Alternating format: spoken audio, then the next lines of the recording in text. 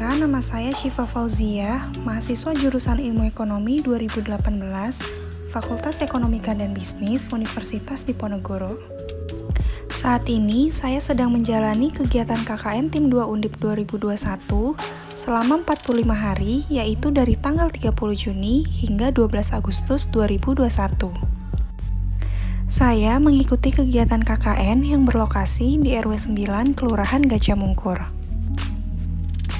Hari pertama KKN dimulai dengan upacara penerjunan mahasiswa yang dilakukan melalui aplikasi Zoom Meeting.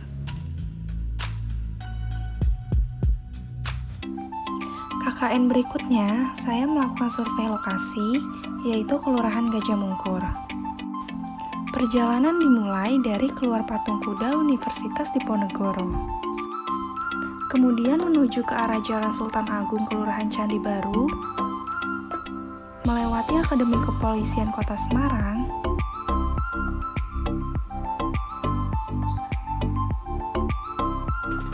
terakhir saya tiba di kantor Kelurahan Gajah Mungkur.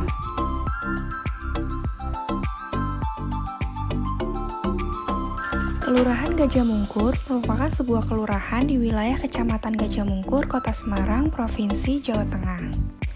Kelurahan Gajah Mungkur merupakan desa terbesar di Kecamatan Gajah Mungkur, dengan luas tanah seluruhnya mencapai 251 hektar atau sekitar 32% dari luas Kecamatan Gajah Mungkur.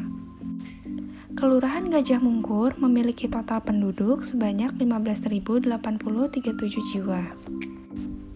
Masing-masing diantaranya adalah 7.907 orang perempuan dan 7.930 orang laki-laki.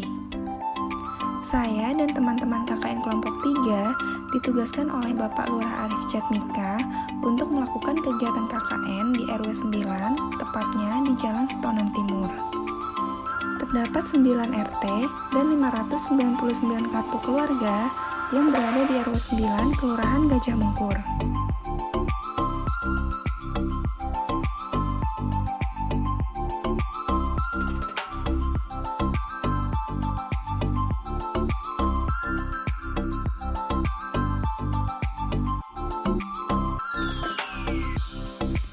KKN selanjutnya yaitu kunjungan pimpinan atau silaturahmi ke rumah Bapak Karsono selaku Ketua RW 9. Balai RW 9 biasanya digunakan untuk acara penting seperti pementasan budaya.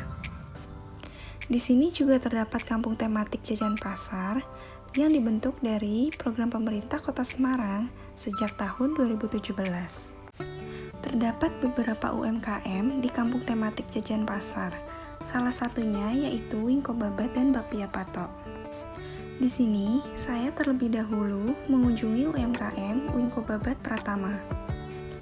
Saya di sini melihat proses pembuatan, mulai dari pengupasan kelapa sebagai bahan utama, membuat dan mencetak adonan, hingga dipanggang menggunakan oven. Wingko Babat yang sudah dibuat kemudian di-packing dan disuplai ke pusat oleh-oleh Kota Semarang. Harga yang dijual pun akan lebih murah jika ingin membeli langsung ke tempat pembuatannya. Awalnya, jajanan pasar ini hanya dipasarkan di kampung. Namun, seiring berjalannya waktu, bisa diproduksi oleh salah satu hotel di Kota Semarang.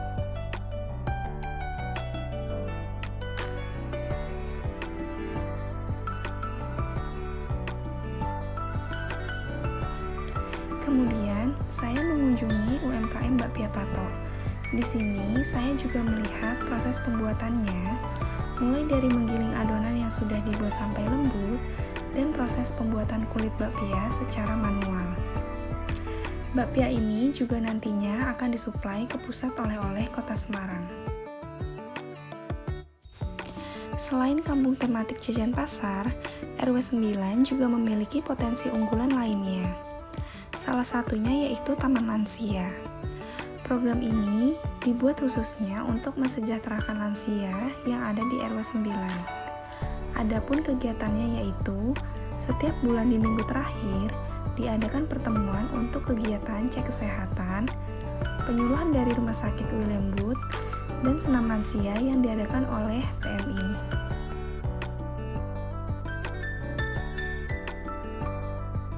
Ada pula Kampung Keluarga Berencana atau Kampung KB. Program ini dibentuk untuk membantu pemerintah dalam mengurangi angka kelahiran. Di dekat Taman Lansia, terdapat taman baca atau tempat anak-anak untuk membaca dan menulis yang saat ini kurang mendapat perhatian dari masyarakat sekitar RW 9, Kelurahan Gajah Mungkur. Selain taman baca, ada pula PAUD Mawar Putih dan TPA Miftahul Jannah. PAUD dan TPA ini bangunannya menjadi satu, namun jadwal pelaksanaannya terpisah. Untuk PAUD dilaksanakan pada pagi hari, sedangkan TPA pada sore hari. Terdapat ruang belajar, ruang mengaji, halaman, dan taman bermain. Kelas TPA dibagi menjadi dua, yaitu kelas A dan kelas B. Kelas A berisi anak-anak yang mengaji jilid 1 hingga jilid 3, sedangkan kelas B berisi anak-anak yang mengaji sudah jilid 4 dan 5, serta Al-Quran. Oh ya teman-teman, di RW 9 Kelurahan Gajah Mungkur juga memiliki spot foto yang bagus loh, yaitu taman hijau yang letaknya di depan balai RW. Di sini kita bisa menghirup udara segar dan menikmati pemandangan karena terdapat banyak tumbuhan hijau dan tanaman bunga. Taman ini cukup bersih dan terawat dengan baik. Banyak warga sekitar dan anak-anak yang suka mengunjungi taman ini hanya untuk sekedar bermain. Program KKN pertama saya berkaitan dengan COVID-19, yaitu edukasi pembuatan hand wash dan hand sanitizer sesuai standar WHO. Program ini dilakukan mengingat kebutuhan akan hand wash dan hand sanitizer yang semakin meningkat di tengah pandemi, sehingga memberi dampak terhadap ketersediaan dan harga penjualan di pasaran juga meningkat. Edukasi ini dituangkan melalui poster cara pembuatan hand wash dan hand sanitizer yang nantinya ditempelkan di beberapa titik RW 9 Kelurahan Gajah Mungkur. Pembuatan poster ini ditujukan agar masyarakat sekitar dapat membuat hand wash dan hand sanitizer sendiri dari rumah. Tidak hanya edukasi, saya juga turut membuat dan membagikan hand wash dan hand sanitizer kepada warga sekitar RW 9. Hand wash dan hand sanitizer yang dibuat masing-masing sebanyak 70 botol. Pemberian hasil program tersebut ditujukan sebagai tanda kenang-kenangan dan ucapan terima kasih kepada warga setempat karena sudah mau menerima mahasiswa KKN di RW 9. Pemberian hand wash dan hand sanitizer tidak dilakukan secara langsung atau rumah ke rumah, melainkan hanya diserahkan kepada Bapak Karsono, Ketua RW 9. Program kedua bertema tujuan pembangunan berkelanjutan, yaitu edukasi pengembangan UMKM melalui digital marketing. Dilakukan dengan sosialisasi pentingnya digital marketing UMKM dan memberikan buklet panduan pendaftar digital platform. Yang mana telah menjalankan tugas KKN di wilayah RW 9 Kelurahan Gajah Mungkur. Ya, terima kasih sekali sebelumnya kami telah mendapatkan kehormatan kepada